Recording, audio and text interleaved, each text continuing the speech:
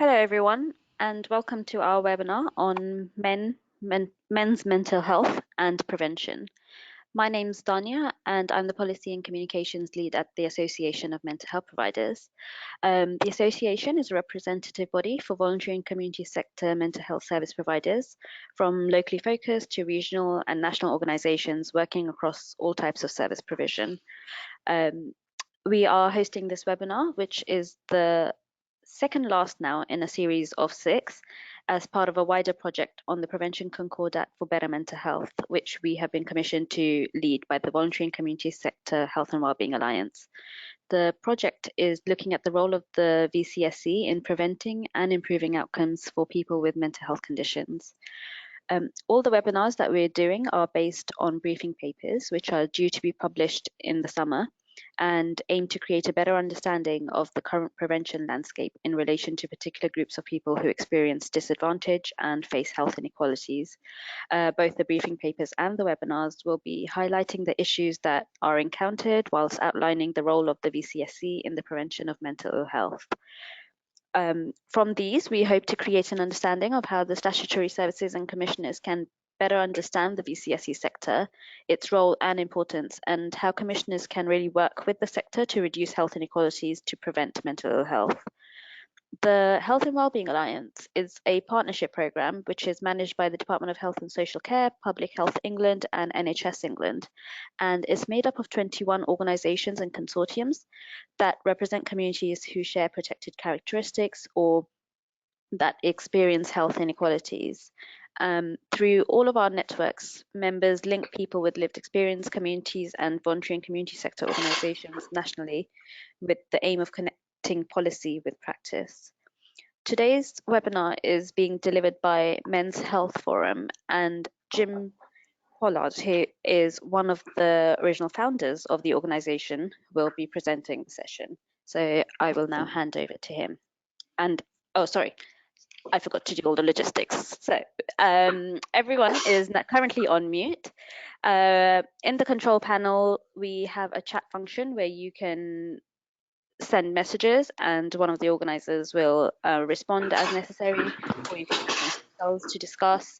There is also a questions tab where you can send in your questions, which we will come back to at the end of the presentations when we will open it up and Jim will respond to anything that you have sent through. The webinar is being recorded and this will be shared shortly after once the editing has been done. I will share my screen so we can all see the PowerPoint presentation, but this is also available as a PDF in the handouts tab on your control panel, just above the chat function. So over to you, Jim. Thanks very much, Dania. I'm hoping that the slides are going to suddenly miraculously appear on the screen. Thank you very much, everybody, for coming along to the webinar. I can see the number of attendees gradually going up, and I'm not looking at all the names.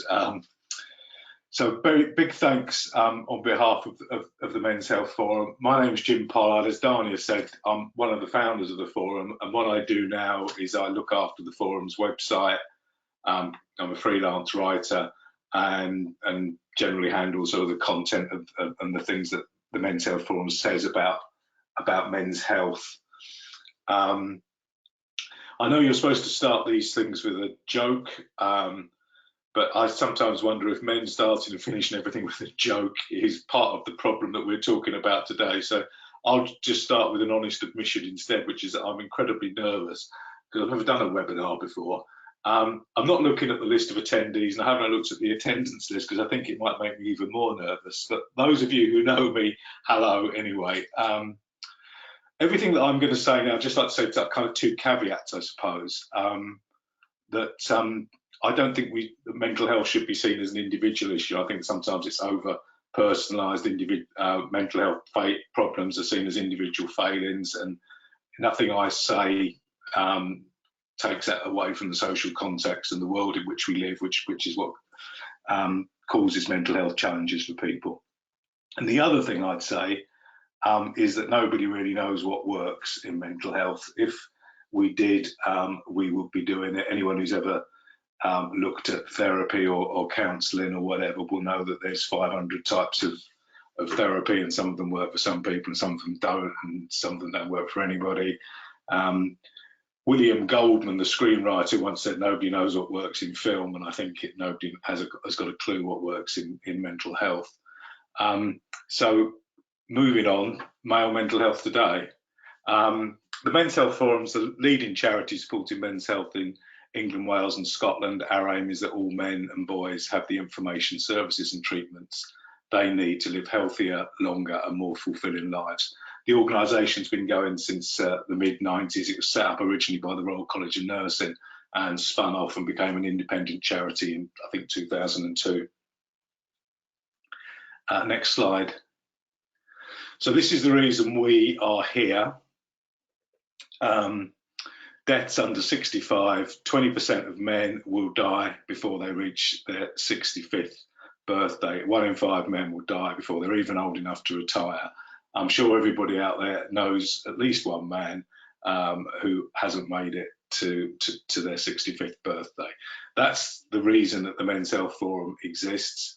I suppose another caveat that we often say here, we don't see health as a zero-sum game. We don't see it as that improving men's health is about taking resources away from women's health. We're in favour of a gender-sensitive approach to health. Next slide, please. So to come on to what we're supposed to be talking about today, which is mental health, how do we know how many people in the population have mental health problems? One way is to ask people if they have the symptoms, and the most recent survey from 2014 across England found that 1 in 5 women have symptoms of the common mental health disorders, compared to just 1 in 8 of men. So if you look at the symptoms, women are more affected by common mental health disorders, which means things like depression and anxiety, than men. Next slide. And women are also more likely to have severe symptoms. Next. The other way you could look at it, we talked about symptoms, is you could look at treatment. And IAPT, Improving Access to Psychological Therapies, which is the NHS's current initiative around this, 2/3 of referrals, 64%, are women, 65% rather. So on symptoms, more women have more severe symptoms. On treatment, 2/3 of people getting treatment for those symptoms are women. So very clear picture that this is gendered in that direction. Next slide, please. So men are okay then? Well, no, they're not. If you look at some of these other figures, which all indicate to me mental health challenges, 73% of people who go missing are men, 87% of people who sleep rough are men. Men are 3 times more likely to be dependent on alcohol or drugs. 66% of drug-related deaths are male, and 95% of prisoners are men. Why does that matter? Because 72% of male prisoners suffer from 2 or more mental disorders. Next slide, please. Men are nearly 50% more likely than women to be detained compulsorily as psychiatric inpatients. In fact, so in the more serious forms of mental health challenges, that's when you start seeing a preponderance of men. Men commit 86% of violent crime, twice as likely to be victims of violent crime. Over 80% of children permanently excluded from school for behavioural difficulties are boys. Most perpetrators of domestic violence are men. All but 1 of the 239 women killed by a partner or ex-partner in 2018 were killed by a man. And I suppose in the mental health field, this is the stat that the whole journey through poor mental health challenges, difficulty, this is where it can often end, sometimes end, I'm not sure what the right word is there, but 3/4 of the people who take their own lives are men. Leading cause of death of men under 50 in the UK. So we're talking about something which is, when we start looking at these stats, you can see how severely male mental health is affected. So the key points I think that we're kind of making here: male mental health problems are underdiagnosed. So we saw the symptoms, we saw what's happening with the treatment. I'm saying, yeah, okay, it's great that women are getting the treatment they need, but it seems to be pretty clear from those other statistics that men are not getting the treatment that they need. Often only recognised once symptoms lead to social problems, crime, violence and suicide. Support today rather than punishment tomorrow would benefit both the men concerned and the wider community. I think the idea here is that what happens is people take something unspeakable inside them and they turn it into something more tangible. And that's quite well understood, I think, around self-harm. And men do self-harm too. But that kind of turning it into something more tangible can also manifest itself in addiction, drugs, violence and anger. And that's what we're talking about here. Next slide, please. So services need an approach that is gender sensitive. Services should also be age and culturally sensitive. One size does not fit all. I mean, a point I'll just make in passing there, in case I forget to make it later. We did some research, it's called Mind Your Language, into how men talk about mental health. And one of the things that really surprised us was the difference at different ages. So that younger men are far more likely to use words like emotional, to be able to talk about feelings, whereas older men were less likely to use that sort of language, far more likely to talk about being stressed or being angry. But in that point of fact, we're talking about pretty similar things. So one size does not fit all. And this, I think, is a really important point for the statutory services, particularly to get. There may well be a tension between what men want and what services provide. And I think some of this stuff is around really basic stuff about what time you open and what data you want to collect. This tension can create barriers which need to be honestly identified and addressed. So if you're only open during working hours, you are by definition discriminating against people who work full time, and men are far more likely to work full time than women. So there's some indirect discrimination going on there. Also, all the work that we've done, and many other people as well, suggests that the more anonymous you can make services, especially around mental health, the more likely men are to want to use them. And the obsession almost in statutory services collecting data about people can be an issue around that.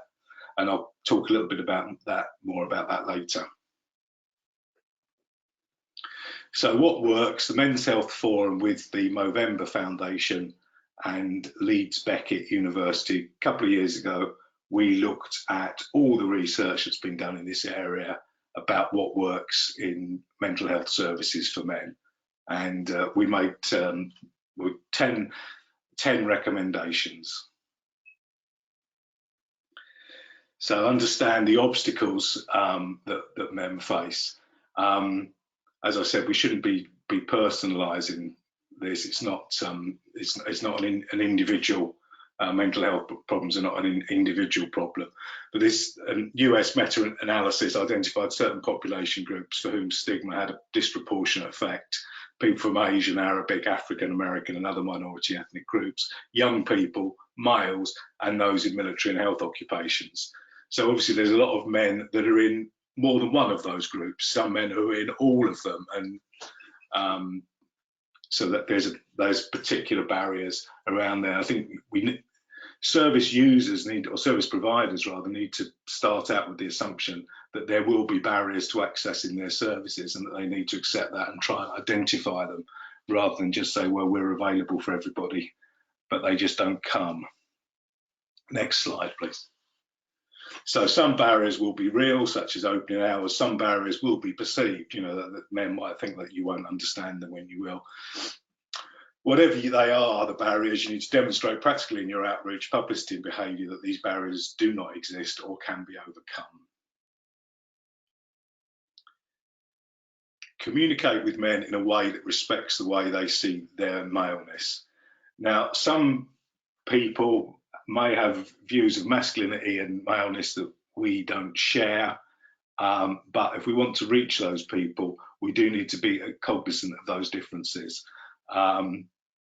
Men generally have poorer mental health literacy, tend to rate symptoms less seriously, and to believe they have greater control over them. So we need to be talking about the subject in a way which recognises those issues. So banging on about symptoms may not work if we're using traditional language, and it just simply doesn't resonate with people we're trying to communicate with. So I mentioned this report before, I just wanted to just mention it again. So language matters, but men don't all talk the same, which is the point I was making earlier about young men and older men. But obviously that breaks down even further as well around other issues. Next slide, please. So be positive about men and boys. Men and boys are not a problem to be solved or a group to be reached, but have value of themselves.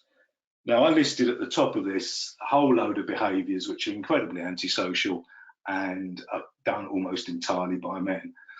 And the result of that is that men are simply seen as a problem. A man walks into the GP surgery and everyone's worried.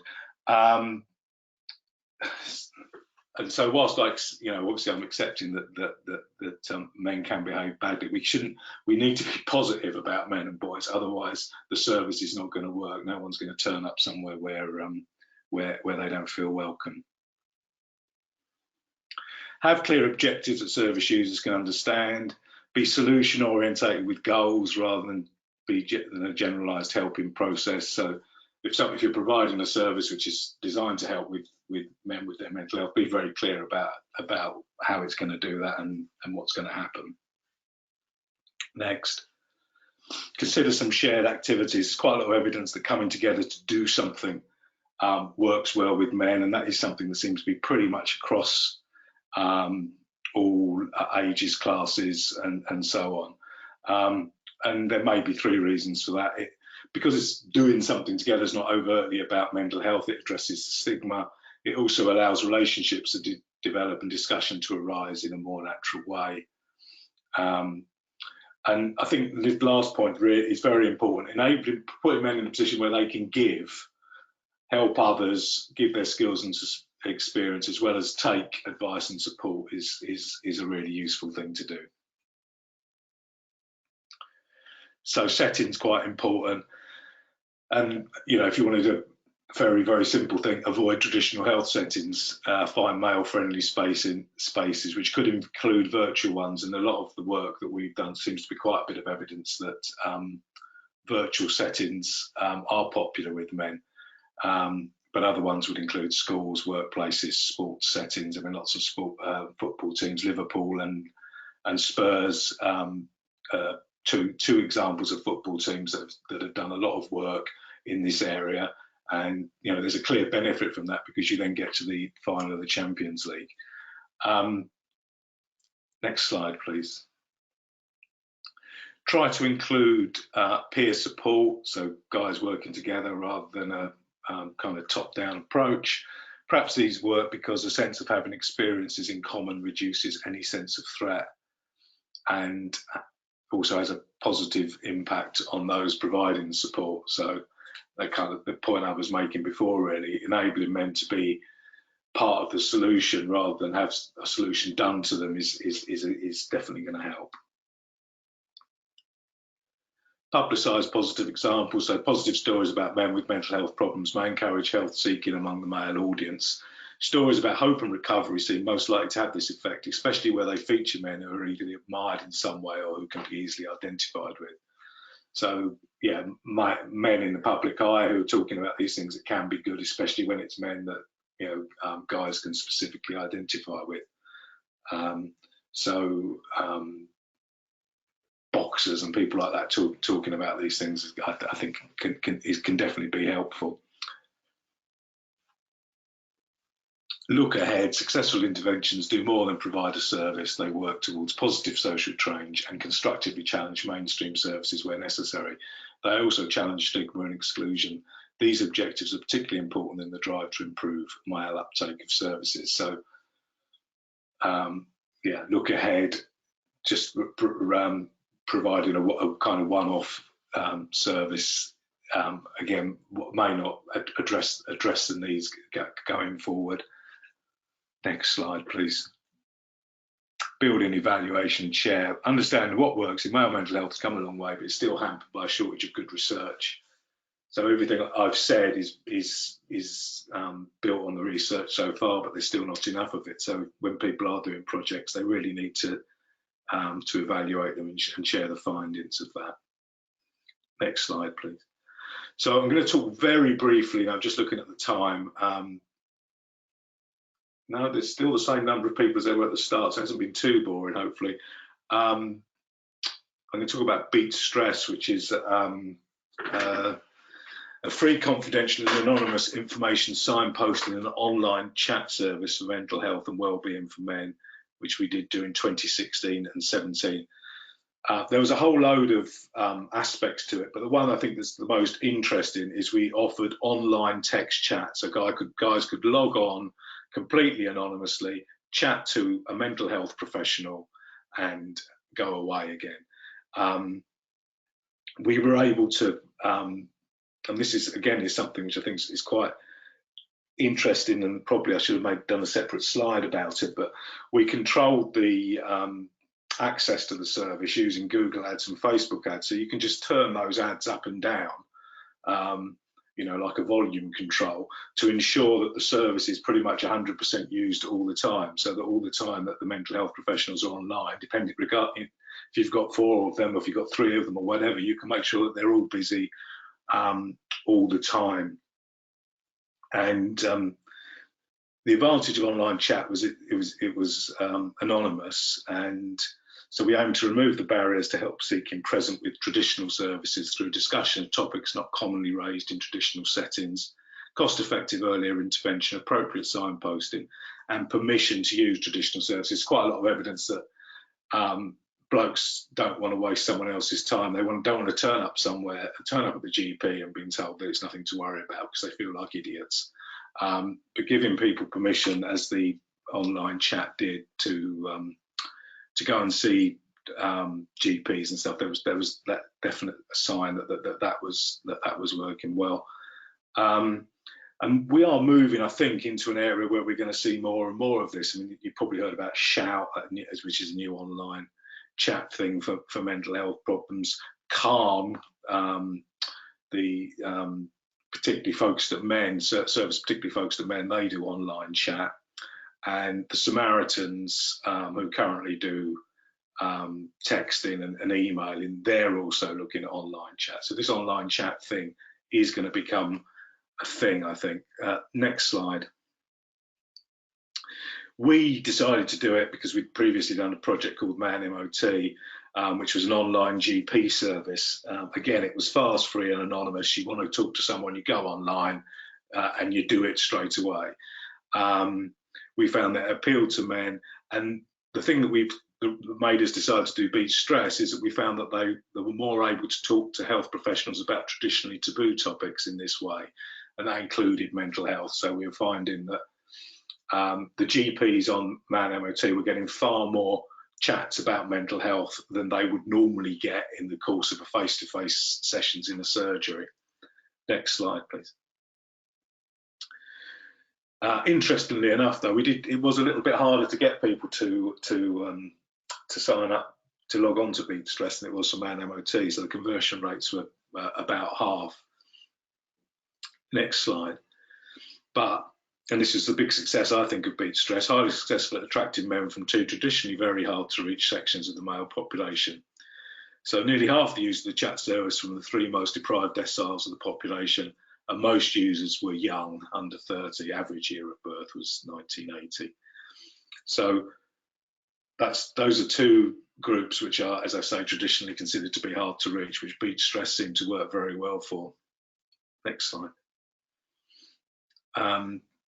We got an organisation called McPinn Foundation to look at the chat transcript. So obviously one of the advantages of this project, we were able to keep transcripts of all the chats, and they identified what they described as positive sentiment change in over half of chat users.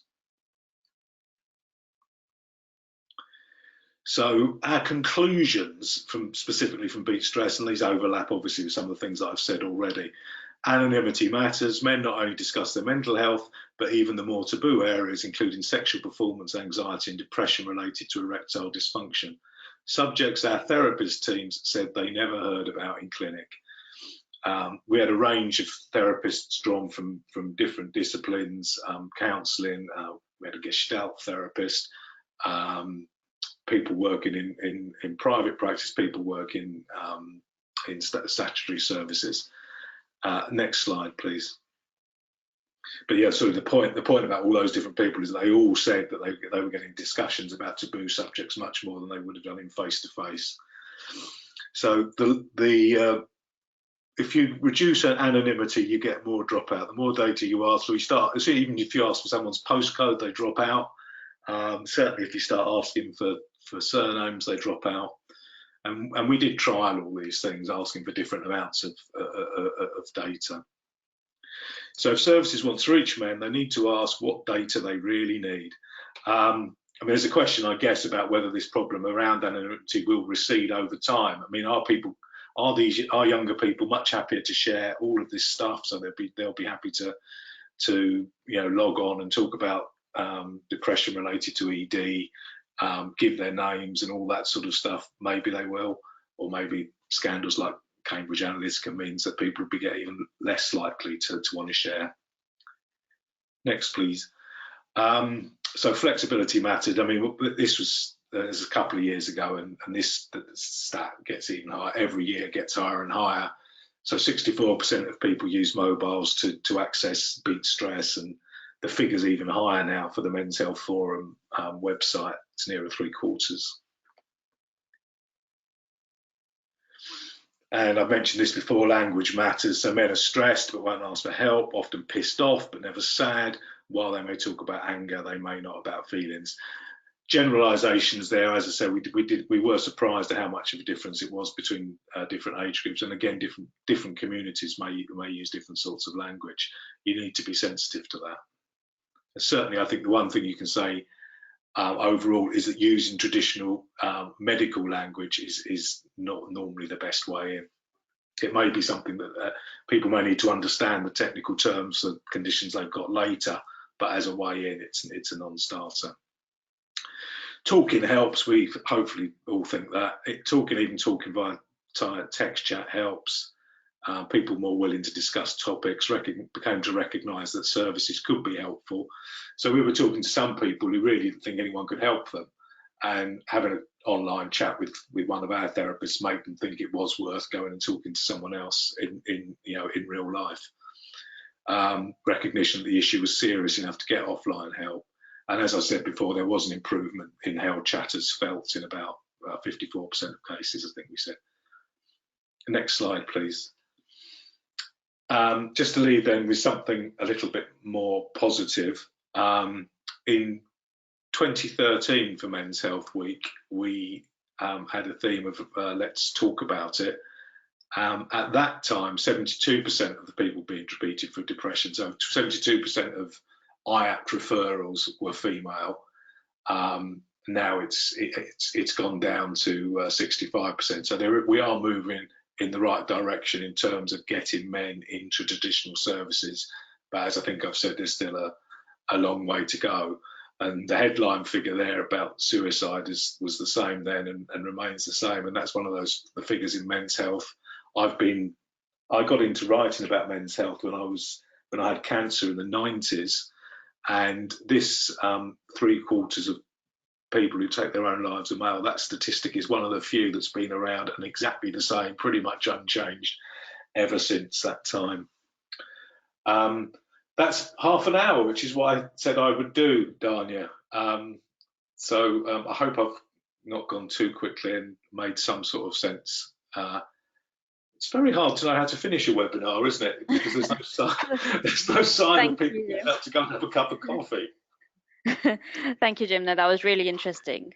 A lot of common sense there, I think. Isn't there? It's like, I think some might say that the recommendations are common sense, but that's what's needed. It's just amazing how few services actually follow them.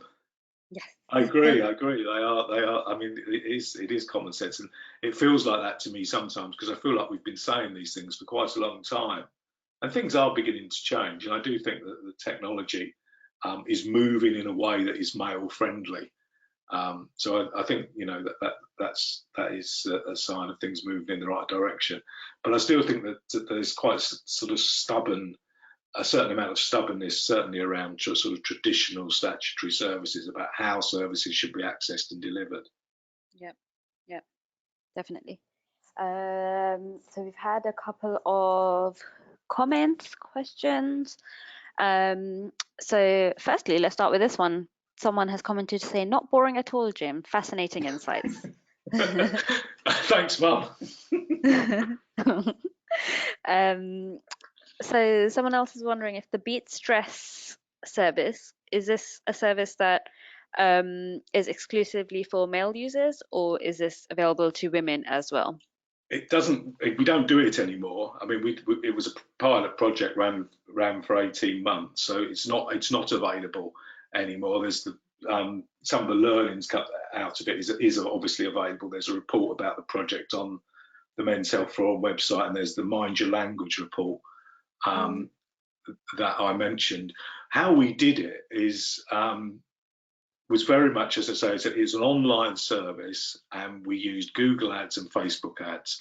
Those ads were really targeted at men, and particularly at the slightly older end of.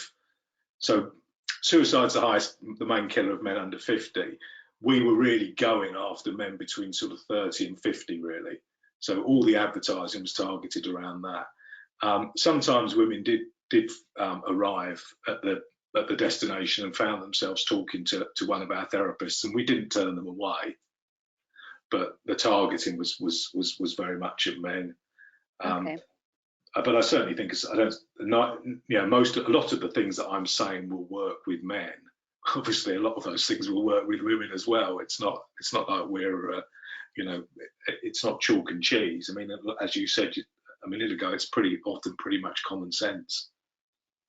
Yeah, definitely. And someone else was asking, just following on from that, if you had any plans to reinstate the Beat Stress We service. would love to do beat stress again, especially as now we can see other organisations. I mentioned Shout and Calm and the Samaritans. All of them are kind of going down that line. So we would like to do some more work in that area if we could. But one of the real challenges we had was around getting funding. You can get kind of project funding to do it as a one-off, which is what we did. And I guess maybe at some other point we might be able to do another one-off project around the idea. But getting funding to actually run it, on an ongoing basis.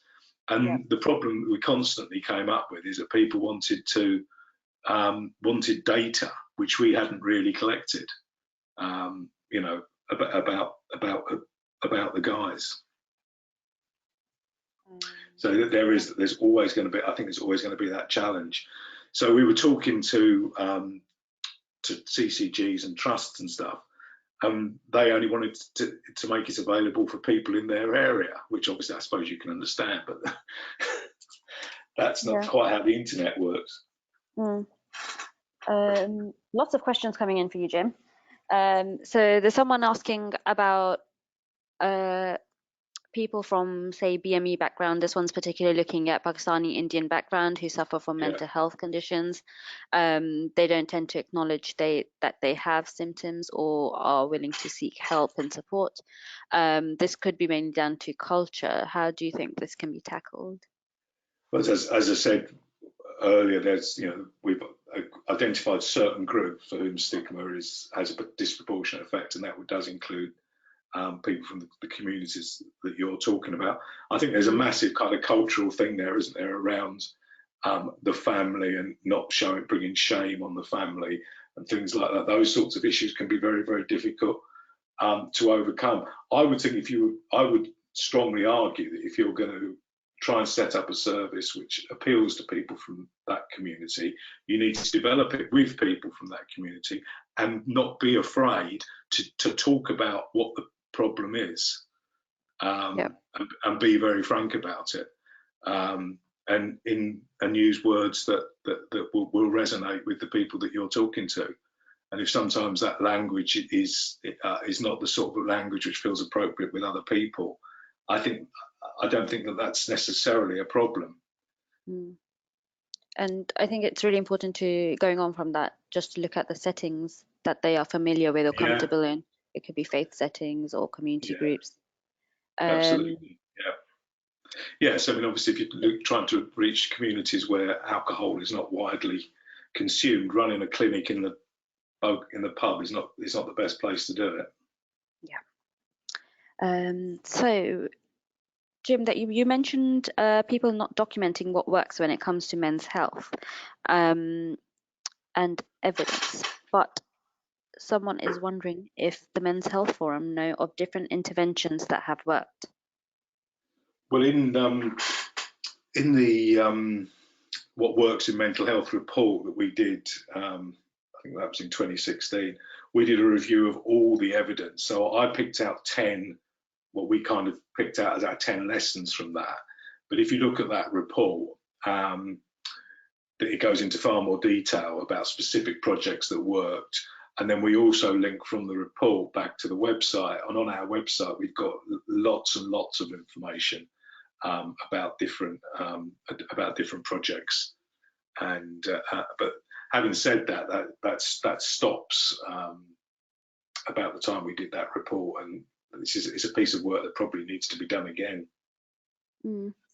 And when you're talking about data collection and being careful about what you do collect, what did you capture from your service to help you measure the impact? I wasn't involved at that level with the beach stress. I wasn't the project manager, but as I said, I do know that at different times we asked for different pieces of information to try and ascertain what people felt comfortable revealing about themselves. And at each level, you will get more drop-off. So if you didn't even ask people their postcode, you would get more people than if you did ask them their postcode. We kind of settled around that area, around the postcode thing, which is why we were able to ascertain that we were reaching people in the lower deciles of income. And we also did ask age. I can't remember whether we asked specific age or whether we had age categories. And that worked okay. But almost as soon as you ask people's names, that led to a drop off. And this is a thing that happens. So I'll give an example of Samaritans. If you talk to Samaritans, women callers are far more likely to feel comfortable about giving their names than male callers. Yeah. So this is a question that actually follows on from that, and it's about how commissioners will ask for certain data, but then you also look at evaluation as well. So how do you create the right balance in that to ensure that what's commissioned against what works, and then obviously going back to what people want to provide? I think it's a real problem in the way that, well, the way that services are structured today is so much around counting and having, inverted commas, deliverables and all these sorts of things. It's very, very difficult to do anything which is a little bit more experimental in a way. I don't know what the answer to the problem is really, because I do understand that if you're funding a service, you need to know as much about it as possible. But at the same time, obviously, I mean, I'm going to use an example because I've done a number of interviews with people doing this sort of work, particularly with people in the Samaritans. So again, obviously they collect data around calls and topics of calls and all those sorts of things, but there's a whole load of areas of data where it's very unclear. So gender they're fairly clear on that, but ages and locations and all these sorts of things they don't really collect that. But obviously, if you're running a NHS trust or whatever, that's exactly the sort of information you want, or you think that you want. Maybe, you know, there's some questions there that people could ask themselves about what data they really need.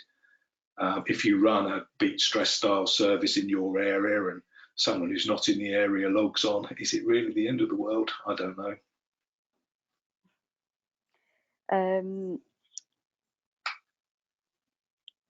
Are you aware of any mental health commissioners actively using the report that you produced last year to shape future service developments? I'm not the person to answer that. I do know that certainly at the point at which it came out, a lot of people were very interested in it. And when we were doing, so we've done some work about encouraging local authorities to do scrutiny of the men's health services in their areas, and the document, the How to Make Mental Health Services guide, is kind of the blueprint around that, really. So people would be mapping their services against the sort of recommendations that we've made in that, and certainly a number of local authorities have done that. But I don't have the details on that. I think on the website there's probably more information about that. Yep.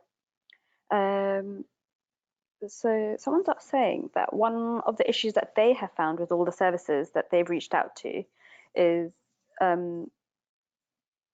that they have been, I think, very female focused or female run. I'm not too sure which one. So which has then been difficult to talk to. Do you see this changing in the future? I would hope so. Yeah, I'm not sure exactly what they're saying, but I think it's very, I mean, a lot of services, traditional services, a lot of traditional services appear to be very kind of feminine, and you just simply walk into a GP waiting room. All of the posters, most of the posters, you probably won't see a man. Mostly be women, and for good reasons. I'm not saying that the services that are being offered or whatever are no good. There's probably going to be somewhere in the corner for the kids to play. If there are magazines, I know there aren't so many magazines, but if there are magazines, they're probably going to be women's magazines. It's understandable why those things like that, but at the same time, taking a step back, it's a question of just thinking about what the impact is going to be on men, especially men who feel kind of a little bit uncomfortable engaging with your service. So I would say just, you know, have a bit more stuff around, try and just make the place look a bit more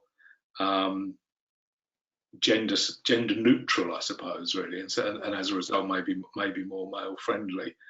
You know, and again, I'm not saying we shouldn't have female receptionists in places, obviously, but at the same time, you know, trying to have a you know, a mixture of staff is going to help the place to feel better. I think, to feel more welcoming to men, and that applies, you know, in other areas as well. You know, if you're trying to attract people from minority communities, having lots of, you know, having a room full of white faces might not be the best way to do that. Going back to the right settings in regard to male-friendly spaces, could you maybe elaborate a little bit on that and maybe give some examples of what would be the right settings? Like, I know that there's... Sorry, go on, Don. Yeah. No, I was just going to say that I know of a service, I think it's in London, where it's a barber's shop. Yeah. Where people can come in and talk about their mental health. Yeah. There's a few barber shops all over the country where those sorts of things are encouraged, and people will, and those projects have been very successful. Obviously, they are by definition, well, not by definition, they are male environments, and it's, you know, you walk into a barber's, it feels like a very, very male place. So any conversation that you might have there immediately kind of feels like a blokey conversation, even if it's exactly the same conversation as you might have had with a, you know, a female nurse, if that kind of makes sense. If your barber starts just chatting to you about that, it just feels different. So there's a number of barbers places which have been very effective. Football match walk-ins have worked quite well. where you can literally just walk in. I mean, admittedly, that's often mostly around physical health, but the physical health checks can lead to conversations which will include mental health. And I think that's another point which I probably should have made in the presentation, that kind of, everyone's heard of making every contact count. And in mental health, that means if you see someone or come across someone in a physical health context, you also take the opportunity to have some sort of mental health conversation. Except, as I think I've really stressed today, you probably wouldn't use the phrase mental health. Now, I just want to have a little chat with you about your mental health is probably not the best way into it. Yeah. But how do you think, what settings do you think men who are very hard to reach, not in terms of their culture, faith, or anything like that, but someone who might not traditionally go to a, say, like a rugby match or a football match, where it's a lot of these services that you're saying providing Yeah, samples? I mean, obviously, if you're talking about people who don't go anywhere for whatever reason, and there are a lot of those people, then that's where I think online services can be so effective. Certainly, as a first point. But there's a massive challenge around that, because isolation is an increasing problem, and male isolation particularly as you get older.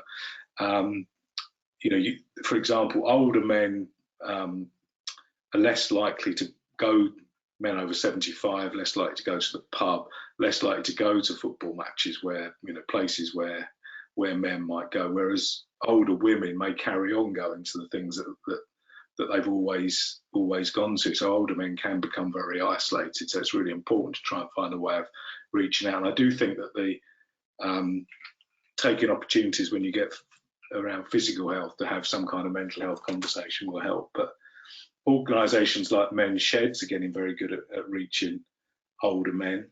Yeah.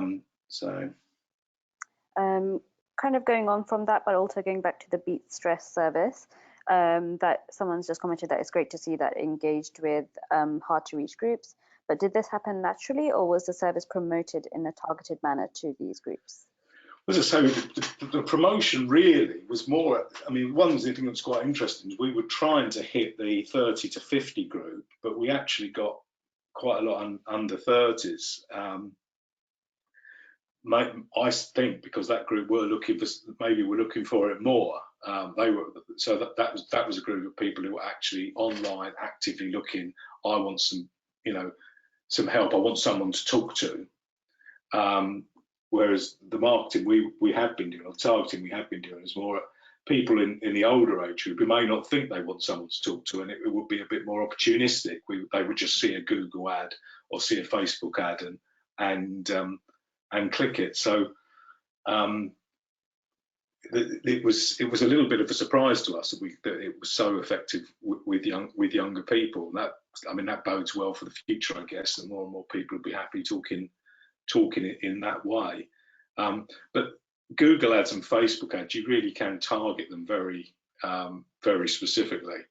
And as I say, we use them as a way of kind of turning off and turning on the tap. So we were able to keep the service running at pretty much 100% capacity. And one of the this is not related to the question, but I just thought of it, so I'm going to say it.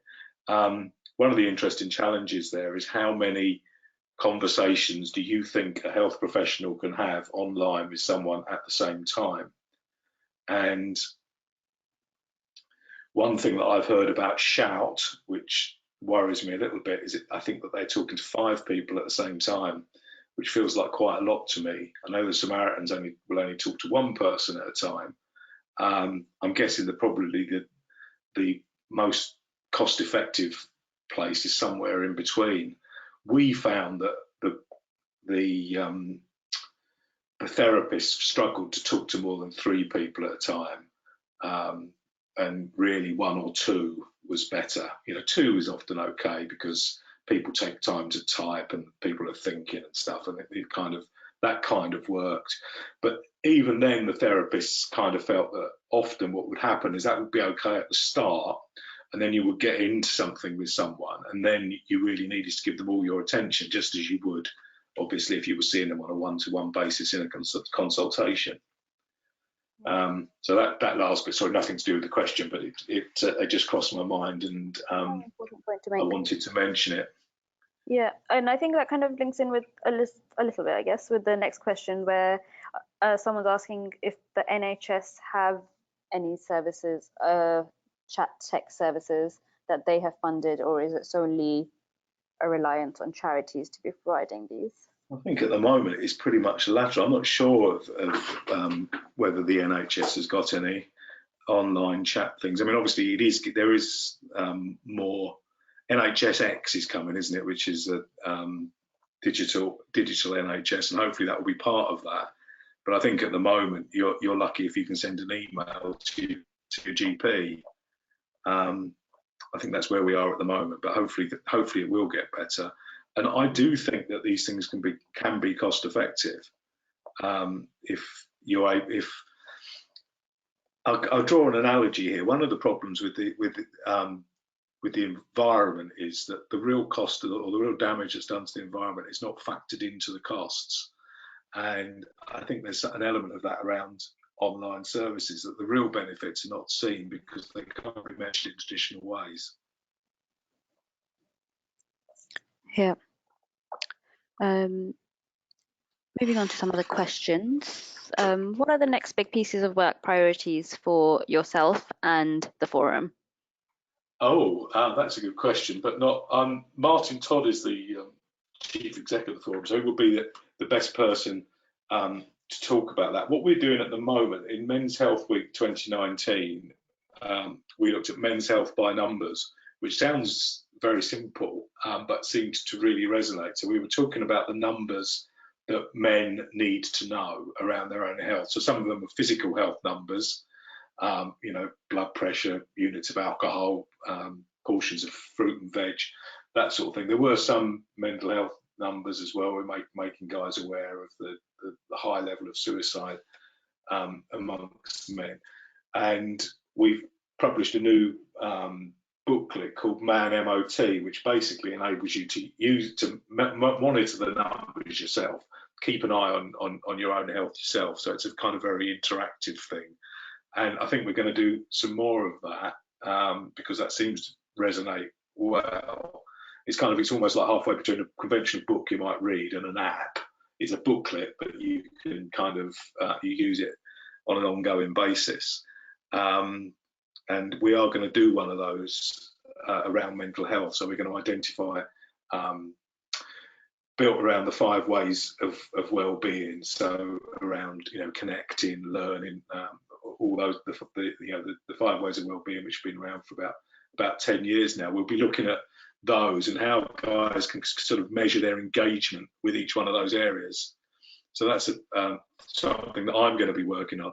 In terms of policy, right now, what is good having to have so many people at this webinar, but you are missing the Men's Health Forum giving evidence to the Women's and Equalities Commission on this subject, on mental health. So if you check out the Women's and Equalities website, part of the parliamentary website, you will be able to see our evidence to the parliamentary committee about inequalities in men's health, particularly, but including around mental health. And that's happening right now? We're doing some work. That's happening right now. Yeah, I think it's okay. It started at 10 or something. So the men's health forum's everywhere right now, Danya. Yeah, everywhere that's important, with Parliament and here. So the next question we have is, have you done any work with men with mental health needs and substance misuse? Or are you aware of any work that has been done in this area? And do you have any examples of interventions and approaches that have worked? There is stuff in the work we've done, the how-to guide that I mentioned, and the research behind that. There is definitely stuff about substance abuse. But whoever asked that question will know that the real problem often with services here is that if substance abusers turn up for mental health services, they're often told, well, you need to stop drinking or you need to stop doing this first. So there's an idea that the two things are in some way separate. Whereas, I think one of the points I've been trying to make is that often the substance misuse is a manifestation of mental health challenges. So we need to find a way to recognise that, and a way to get people who are still using some sort of help, which may make it easier. I'm not saying that people should be allowed to carry on drinking. Allow is not the right word, but I'm not saying that that's a good thing. Obviously, ultimately, people need to stop drinking, but it may be possible to put people in a mental state where they're more likely to be able to stop drinking if you start making some basic, doing some basic work around mental health. So I'm not really answering the question now. I suppose what I'm saying is that I think that the two are intimately connected in a way that, again, traditional services finds it difficult to deal with. But the how-to guide would explain more. The how-to guide does talk about work with men in different groups, including substance abuse. Yeah. So maybe I can share this link after the webinar. So yeah, I can give you a whole load of links which we can share. Yeah. So how could we start to tackle attitudes to men's mental health in the workplace, e.g. a typical office environment?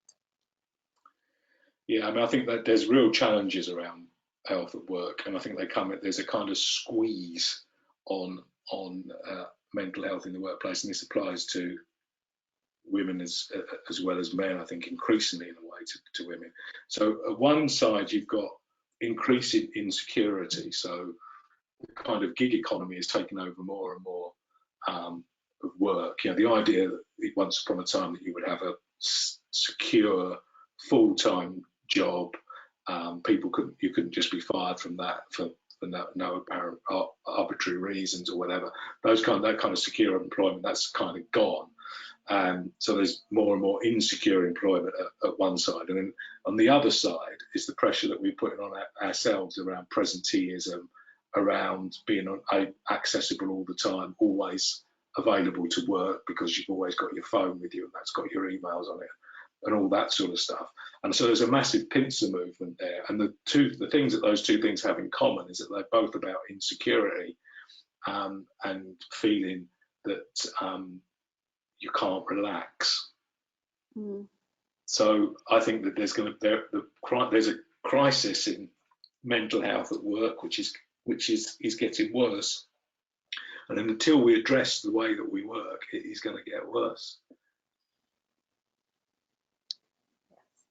So no hope offered there, I'm afraid. No, that's not true. There is plenty of things that can be done. Obviously, organisations like the Men's Health Forum and other people can go into workplace and do and be with people, provide mental health first aid, for example, or other training, or provide services. So we did beat stress. We provided that with a large employer, so they made it available to their staff. That should have mentioned that before. It was a big marketing company. That worked really well because it was a sort of company where you couldn't say that you were struggling, but a lot of people used the service, and again, completely anonymously, to talk about the problems they were having. Obviously, not all of those problems were at work, but a lot of them were. So there are plenty of things that can be done in the workplace, and I think smart employers are realising that there is a problem, and certainly, in terms of what employers are asking the Men's Health Forum to do, we are seeing that they're asking us to talk to them more about mental health, to provide them with resources for mental health, more than traditional men's health, physical health stuff. I think that's been a change that's happened over the last few years with employers. I think good employers are recognising that a mentally well staff is important to them, but those stresses that I'm talking about, the kind of lack of security, is underpinning all that, I think. That's a good note to end on, Jim. We've run out of time. Sorry we couldn't get to all the questions, but if you do have any follow-up or any burning questions, then please do send them to us by email and we can get back to you. Thank you, Jim, for presenting Thanks, today. Arnie. That Yes, was I mean, really informative. on the questions, if there are more questions or you feel like I haven't answered your questions as you want, please do get in touch and we'll try and give you more, you know, chapter and verse and some good links. Yeah, definitely. Thank you everyone for joining. And the recording will be made available soon if you'd like to come back to it or share it with your colleagues. So do keep an eye out on that as well on our social media and obviously through Men's Health Forum as well. Thank you, Jim, and thank you everyone. Bye-bye. Thanks, everybody. Thanks, Dania.